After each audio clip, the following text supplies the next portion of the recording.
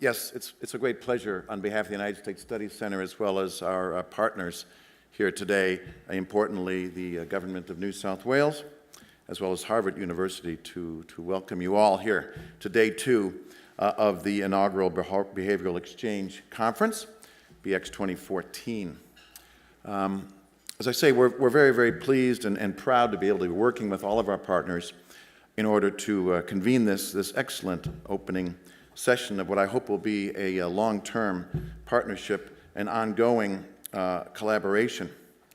We're especially pleased that we were able to attract so many of the world's leading experts, not only those who are local here, resident in Australia, but also importantly that a meeting of this kind could attract folks from the United States, from the United Kingdom, from Singapore, and elsewhere around the world. That speaks volumes, I think, not only to the importance of what we're trying to discuss and grapple with here, but I think it also speaks volumes to what an attractive place Sydney can be for these types of gatherings.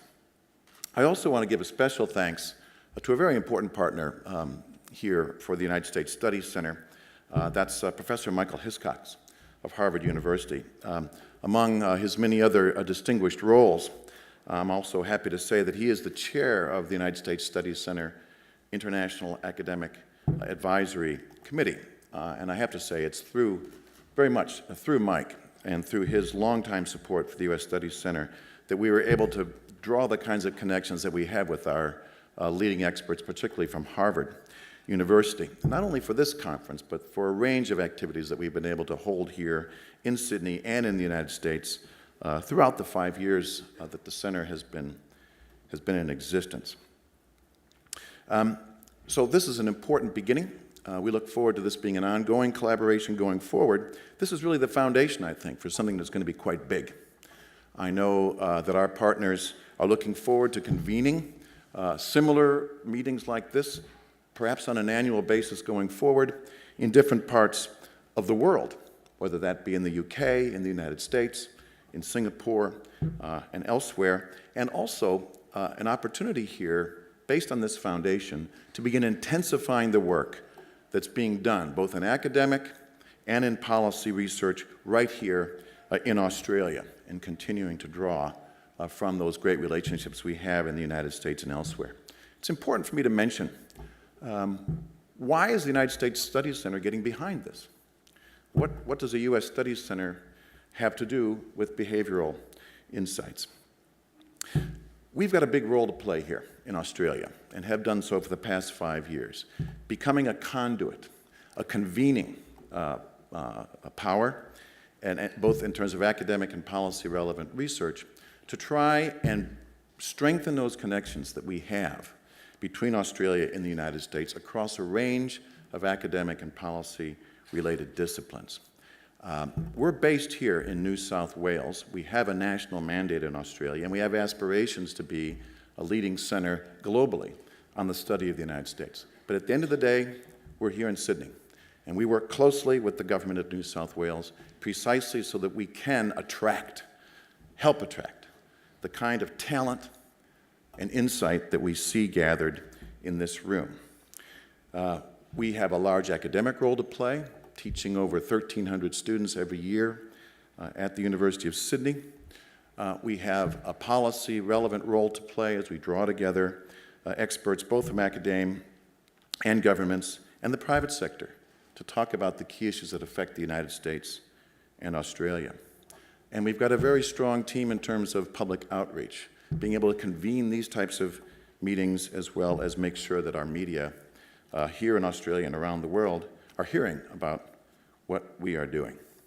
So the U.S. Studies Center sees ourselves as playing a facilitating role in bringing together persons like this, putting together work which is both academically robust but policy relevant. And it's in that context that we're so pleased to have had this long-term partnership with the government of New South Wales over the past 4 years, working on a range of issues, not just what we're doing here today. This is probably, in my knowledge, perhaps one of the 10th or 12th such meeting that we've been able to convene in partnership with the Government of New South Wales over just the past 4 or 5 years. And we look forward to continuing that partnership going forward. Let me close also and just underscore on behalf of the United States Studies Center just how pleased we have been to be able to work with Ernst & Young, to be able to work with an American foundation, the Alfred P. Sloan Foundation, as well as our reception sponsor, Telstra, and technology sponsor, Cisco. All great partners. We look forward to continuing this relationship going forward. And I would be completely remiss as the CEO of the U.S. Studies Center if I didn't really make a very strong thank you, a big note of gratitude to the entire U.S. Studies Center team. These are some remarkable women and men who have made this event possible. And I thank you all very, very much. And with that, I welcome you once again and turn the floor back to Martin. Thanks a lot.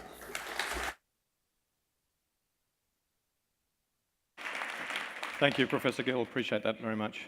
And thanks again to the US Studies Centre. Okay. Let me just take a few minutes then, if I could, to run past you a few headlines from day one. And let me tell you where these have come from, apart from obviously out of my head. But they've also come out of some conversations we've been having overnight and early this morning. We've been trawling through the Twitter stream, which was rich and varied and got more and more interesting during the day. I've had a quick flick, in a good way, and we've had a quick flick through the slides. So let me try some of these on you, in no particular order of either significance or priority, but I hope as a way of just triggering a few thoughts that you might now start to collate as we kind of gather ourselves for the second day. And I might say, I don't know whether you've been to conferences before where sometimes on the second or even the third day, you kind of get a sense that perhaps the pace comes off a little bit and you can sit back a bit and, you know, catch a few more emails and do whatever else you need to do in big conferences. So the bad news is that there's no let up at all in either the pace or the quality. So it'll be just as intense and just as rich as the first day. But let me try and give a quick sense of where I think we got to, at least in some of the headline issues. So if I said to you the first idea that reminded me, excuse me, of day one was, what's water? I think you might remember right at the beginning, this conversation about behavioural insights and about how people actually behave is all around us anyway. And it's so much there that often we actually forget about it. We heard about this particular approach being an approach which is full of empiricism, hyper-experimentalism, and humility. It's always interesting to find a policy instrument that has humility built at its context. We often just simply do not know what we need to know, and we have interesting and increasingly powerful tools to find out. I think from David Laibson in particular, we had some significant reminders about the need to temper classical economics with what we're learning from behavioural economics. How do people actually think and act and decide? What are those psychological factors? And as David reminded us, unfortunately, but it's just the way things are, people sometimes hold mistaken beliefs. And I think that was a hugely important, significant observation. If it's so easy, why is it so hard? A number of conversations about ways in which this conversation is or is still struggling to get embedded. Is it just common sense? Well, yes, maybe. But maybe there's a bit more to the program than that. Has the advertising industry been doing it since the 1920s, which is a date I seem to have recalled in a number of conversations? Well, maybe they have. But again, maybe there's a little bit more to the program than that. Do we always give people choices? Or are there times and situations where we don't and we shouldn't? Sometimes mandate and a bit of push as opposed to pull is both necessary and from a policy point of view crucial.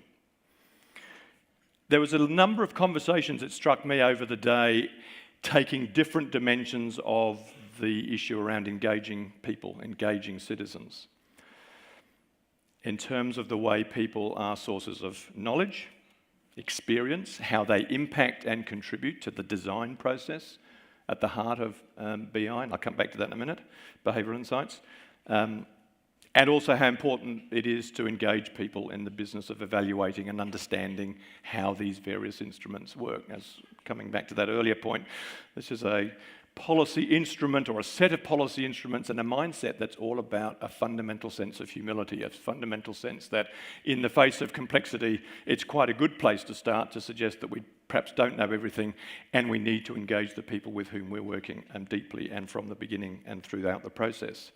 There is an essential humanity, it also seemed to me, that I heard, and I think David Halpin in particular made this point in the BI approach, the power of reciprocity and personalisation and a number of other dimensions I'm sure you now recall as I'm jogging your memory about that sense of the humanity, the humanness, if you like, of BI, and why this particular approach seems to be both so successful and so encouraging when it starts to when it starts to engage people. People respond to that, I think, that deep sense of humanity at its heart. We heard some interesting tidbits, and this is a particular issue, I must say, that intrigues me, about how behavioural insights, how that approach translates into the digital domain, and how does the interaction with technology impact the evolution of the art and practice of BI. We're going to be hearing a little later today from, I think, a number of speakers actually who may have something to add to that, including particularly Mia Garlick, who is currently the Director of Policy for Facebook. And it strikes me that Facebook is nudge personified. It's kind of how I sense it. Certainly is for my children, who kind of have grown up, and they certainly would have the kind of, so what's water, if I was to tell them, as I have been trying to explain to them last night what I was doing all day today. I think they'd kind of look at me, in fact they did slightly, strangely, as if to say, yeah, well, you know, we get that, kind of deeply, viscerally, we get that. I think the technology domain has a lot to teach us and a lot to offer, and a number of interesting dimensions about ways in which the nudge or the behavioural insights agenda is working. How does the social component, if you like, of BI, especially this notion of reliance on norms and values, translate across cultural distinctions? We've heard predominantly, as you will have gathered over the last day and again today, from what one might call broadly an Anglo-Saxon audience, well, certainly an audience, experience. So the UK and North America and Australia and New Zealand. Obviously, we've got Singapore in the mix, which is very interesting as it begins to move then into a slightly different context, cultural context. And I think we heard a little bit about that, about how the values issues translate or don't, or translate differently into different contexts and different cultures. To what extent is the behavioural insights venture, if you like, project still stuck to some extent on, and we heard different variations of this theme, the transactional issues, the low-hanging fruit, or even the medium-hanging fruit, but we weren't getting the high-hanging fruit, if that's the right way of describing it. But are we now beginning to see BI beginning to move more boldly into more complex and I think often contested domains with the big policy challenges? And we heard lots of them in the main sessions and in the breakouts, health and retirement incomes again. David Leibson took us through some interesting experiments about the way people approach really big issues for them personally and for society around health and wealth and retirement, discrimination, disability, and so on. So does that mean that this, how does that translation happen? How does it accelerate? How does behavioural insights begin to engage with more than some of that more transactional issues? Where does the legitimacy for these ideas come from, and where is that room, that space held to allow this kind of experimentation? We heard a number of questions, it seemed to me, we had a number of questions in different ways trying to get at this concern about the extent to which, if you like, broadly, the policy community and the political environment was either ready for or willing to accelerate and engage and absorb the behavioural insights lessons. Is there time to do this stuff properly? Because behavioural insights needs a bit of time. If you're going to do a randomised control trial, or indeed anything leading up to those kinds of more sophisticated approaches, almost by definition you can't do them quickly. And in fact, the investment in that front end is obviously the investment in the quality of the outcome. Is the political process, is the management process within some of our bureaucracies, and we're going to hear a bit more today about how this plays out in the commercial and corporate environment. Are they ready and willing and able to absorb that kind of demand? Or is the demand for, just give me something that works and make sure I know all the details before we start, is that somewhat antithetical to the kind of space and room and time we need to make this stuff work? We need to learn what works and why, but do we have the time and the permission? Or putting it another way, was another conversation that I heard during the day. Behavioural insights, a little bit like the design world, tends to work on the notion that we launch to learn. We launch to learn. We go out there specifically not knowing things, because the quicker we do that, the quicker we're going to find out what does work, as opposed to perhaps a political imperative often that says, no, tell me what works first, and then we'll go out and tell the people on the street. We heard a bit about some interesting issues around perverse outcomes. I think some of you might remember the story from Singapore. If I've just paid $8,000 for my license for the car, my God, I'm going to drive that car as often as I can, and as wherever I can. Oh, that wasn't quite the intention. Okay, so understanding how we learn about those perversities, if you like, and what we do to adjust is increasingly interesting. In fact, I'll throw forward slightly to a comment I'm going to make in a minute about the session we had on data.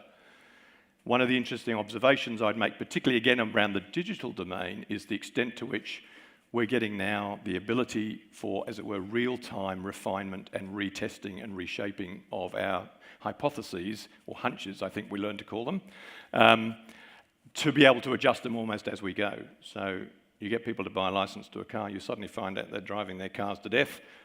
Obviously, you get that information fairly quickly, and you go back and you start adjusting. You don't wait for 18 months or 2 years to do your evaluation at the end. It works, we were told, consistently. There's some terrific statistics right throughout the day, it seems to me, and don't ask me to remember any of them, but I'll go back and mine them myself, but including the very substantial numbers that Cass Sunstein put on the table right at the beginning. This stuff works. And remember his phrase, I think I quoted from his new book, this makes us it has the potential to get outcomes that make us healthier, wealthier, and happier. So that's all good. But, there's always a but, is this still edge, or is this now centre? Is it peripheral, or is it mainstream? Are we getting to the point now where it's very difficult to really contemplate significant policy action in many, many domains now without beginning to adopt and adapt and engage the ideas and instincts and cultures that, in a sense, have grown up with and have been manifested in the behavioural insights conversation. David Halpin's presentation and a number of other people during the day reminded us about some of the basic kind of building blocks: define the outcome, understand the context, build your intervention, and then I think very importantly, I heard a number of people talk about this in different variances: test, learn, and adapt. So I think we're all beginning to get a bit of a handle on that kind of core set of tools. And I think we also heard what seemed to me to be a very interesting conversation in a number of places, and David's presentation crystallised this notion about moving to this what works conversation. And the what works ability to try and get practical and immediate ways that we can begin to adapt and apply some of these ideas is another way of embedding, I think, increasingly and deeply the instincts and practices of behavioural insights into the core business of decision-making and policy-making, particularly in the public sector. Let me talk very quickly and briefly then about some of the themes that came out of some of the breakout sessions. And we're going to revisit the three big themes of data, design, and delivery again later this morning. Again, just to put a few reminders your way to finish off this brief review of day one, and then I'm going to talk a little bit about the focus that we're going to have for our second day, and then we'll move straight into our first conversation. So in the data conversation, it was very rich and very lively. We had three big presentations. I know a little bit more about that, obviously, because I was actually in the room, and it turns out I was listening, which is good. So we had DHS, Human Services, the Tax Office, and New South Wales Health, three very, very large agencies. So data has to be seen as a priority in the organisation to start with, a leadership priority, not a data specialist priority or a technology priority. And increasingly, the story I think we heard in that breakout was that it is increasingly vexing senior executives in senior large agencies as an issue that needs to be done and done well. the quality of data, the use of data, the engagement with data as a core of decision making. It was interesting, I made the observation during that conversation how often you start a conversation about data and you end up talking about design. Like it just slipped very, very comfortably, almost unnoticed actually at some times. People were starting conversations telling you about a data story and they ended up actually telling you about a design story in relation to particular, and it came particularly strongly out of the human services domain from Tam Shepherd, I thought. Big convergence between big data and behavioural insights in 3 particular ways. Selecting areas for BI focus in the first place, like where should we be honing our attention? Where's the problem? Where's the risk? Where's the opportunity? What is big data and analytics doing to serve up that dashboard of opportunities that allow us to predict not only the kinds of issues that are coming up, but the kinds of issues that would be susceptible to and influenced by a BI approach. The second thing, testing and validating performance. It's a pretty obvious point, obviously, but big data, the analytical part of the big data story and increasingly the real-time analytical story is increasingly important in that adjustment, refinement, test, learn, adapt as you go. Very important. And then refining the BI response. And the last thing we heard in the data, and you can't have a conversation about data with a bunch of government agencies in the room without somebody reminding us how difficult it can sometimes be for government agencies still to share appropriately, to share data and to use often voluntarily provided data from citizens in ways which are very inefficient, very slow and very cumbersome. I think in the design section I did a little bit of checking with a couple of folks who were there. We heard obviously about the way we need to design increasingly people-centric services, put the customer at the centre, which was what designers do. And a very close link clearly emerged, and it's certainly becoming clearer and clearer to me, between the language, the precepts, and many of the instincts of behavioural insights and what I hear a lot from people who talk about design and design thinking. There seems to me to be a very rich and powerful, I wouldn't say, it's not that they kind of eating each other's lunch, and quite the opposite it seems to me. They're just a very rich sense that the two worlds collide in very productive ways and could be doing more. The other observation that I was reminded that I think was made in that session, and it's certainly one that I've heard before, and it goes something like this: if you think you're doing co-design and you're not out of the office at least 50% of the time, you're probably kidding yourself. You've got to get out there. You've got to go knock on doors. You've got to go and put the stab-proof vest on to remind ourselves of the story from earlier in the day. And the last group was talking a lot about the delivery piece and how small changes that behavioural insights can nudge can have just huge, often basic processes can have huge impacts, and we heard so many different stories about that yesterday. Engaging stakeholders to generate insight. You've got to get out into the field. A similar point that was being made clearly in the design. You can't do this from the office, at least very rarely. And I think the other thing that I've heard too from some of the delivery perspective, and funny enough, I just had just this morning an interesting conversation with somebody who reminded me that they'd come to this conference really a little hazy, to be polite about it, about quite what nudge really was. And I'm not sure yet whether that person is a true believer, but they definitely feel as though they've reached the point where the agnosticism, if you like, that they might have come with has begun to merge into a very powerful set of beliefs that this is a powerful set of issues and a powerful way to start thinking seriously about dealing with some of the problems that are on our plate, either from a policy point of view or in business.